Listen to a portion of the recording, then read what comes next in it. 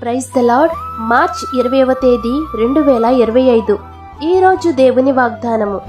నీవు యాకోబు గోత్రపు వారిని ఉద్ధరించినట్లును ఇశ్రాయేలీయులు తప్పింపబడిన వారిని రక్షించినట్లును నా సేవకుడివై యుండుట ఎంతో స్వల్ప విషయము. బోధిగంతముల వరకు నీవు నేను కలుగుచేయు రక్షణకు సాధనమగుటకై అన్యజనులకు వెలుగయుండునట్లు నిన్ను నియమించి ఉన్నాను. యెషయా గ్రంథము 49వ అధ్యాయము 6వ వచనం. అంధకారమైన ప్రదేశములో నడుచువారికి దేవుడు నిన్ను గొప్ప వెలుగుగా చేయబోతున్నారు. ఆయన మహిమ నీ మీద ప్రకాశించబోతుంది.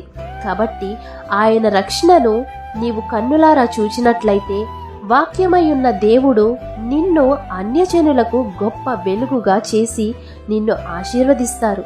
కాబట్టి ఈ వాగ్దానం మీ జీవితంలో నెరవేరాలని కోరుకుంటూ దేవుని సువార్త పరిచర్యలో మీ సహోదరి. ఆమేన్. God bless you.